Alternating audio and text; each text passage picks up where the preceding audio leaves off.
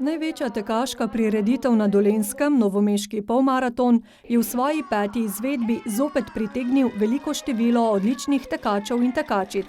Na glavni prireditvi so se pomerili v tekih na 6,5 in 10 km ter na osrednjem teku, polmaratonu, dolgem dobrih 21 km.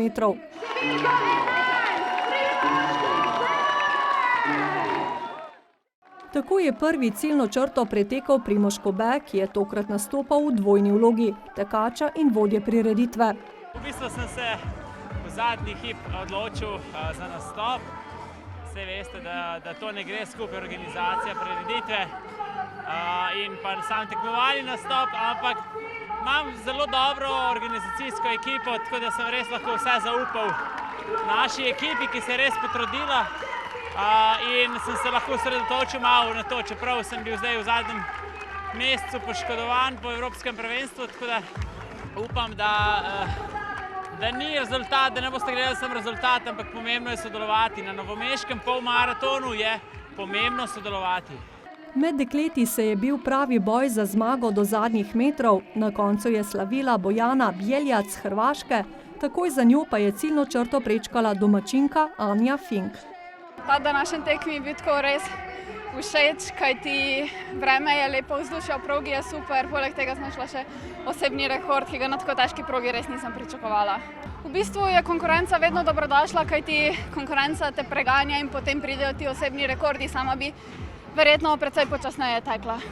Kobe je večino časa tekel z ramo ob rami z drugouvrščenim Joštom Žnidaršičem, ki pa ga je dokončno pustil za sabo v zadnjem kilometru teka. Družba spodbuja in vsem je lažje, tudi tistim, ki so malo v dvomih, ali bodo lahko pretekli 21:10 ali pa 6:30, ker je v družbi veliko lažje teči in velikim uspehom sploh težko verjamejo, da bodo pač pretekli razdaljo. Dekleta pa so dokazala, da se lahko več kot enakovredno kosajo tudi z močnejšim spolom. Bojana je izvrstna atletinja, je že udeleženka svetovnega prvenstva in olimpijskih iger, tako da sem ponosna v bistvu, da lahko njej ob boku tečem. Res smo pa visoko tudi glede na moške, pač mislim, da je Bojana 4. in jaz 5. Novomeški tekaški praznik je vedno bolj prepoznaven tudi med znanimi tekaškimi imeni. Imeli smo danes res kvalitetno zasedbo, sploh pri dekletih. Tako zasedbo si lahko vsem sanjamo, 2 olimpijca na štartu, tako da 2 udeleženka Evropskega prvenstva, oziroma 2 udeleženca Evropskega prvenstva, tekače iz 14 držav, tako da smo zadovoljni. Poseben čar dogodku pa dajajo tudi številne spremljevalne aktivnosti, ki so namenjene športnikom vseh starosti. Raste organizacijsko, pa tudi na popularnosti, vendar zdaj v zadnjih letih, to po koronskim obdobju, so prireditve malo manj obiskane, ampak se trudimo in pomembna je tradicija. Zelo sem vesel, da je včeraj sodelovalo 400 otrok na otroških tekih. To je zelo, zelo pomembno, da imamo tudi spremljevalne dejavnosti, kot so pohod, canicross, nordijska hoja, pa tudi, da imamo teden rekreacije in gibanja, kjer smo dodali neko novo dimenzijo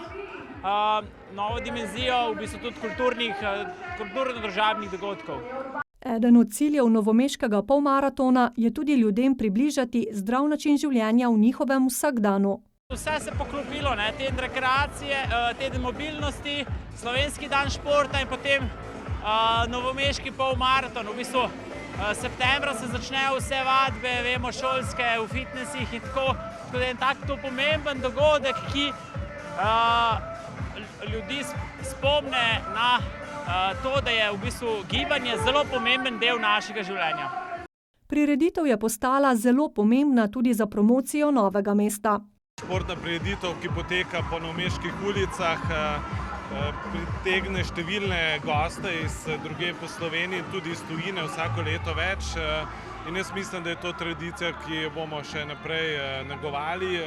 Sem pa vesel, da rade res tak tekaški praznik v tako lepem vremenu, kot je danes. Novomeški župan se je skupaj z več družinskimi člani preizkusil na rekreativnem teku. Sobotni teki, ki res že od vrtičkarjev nekako pritegnejo, so pomembni, zato ker gre za kulturo rekreacije, zdravja. Mislim, da je tukaj tekmovalni vidik v drugem planu in seveda predvsem mislim, da vse več ljudi res razume, da je vsakodnevno gibanje, rekreiranje zelo pomembno za zdravje. Že 6. novomeški polmaraton pa bo poskrbel za še bolj zanimivo tekaško doživetje. Prihodnje leto načrtujemo traso speljati preko Nove Brvi v Irči vasi, tako da drugo leto bo spet zanimivo, ko bo nekaj novosti in priložnost za obisk za tekače tek po novi progi. Skupaj s sobotnim dnevom, v katerem je nastopilo približno 350 otrok, približno 100 odraslih pa se je udeležilo pohoda, nordijske hode in kanikrosa, se je tako letošnje izvedbe novomeškega polmaratona aktivno udeležilo več kot 1000 obiskovalcev.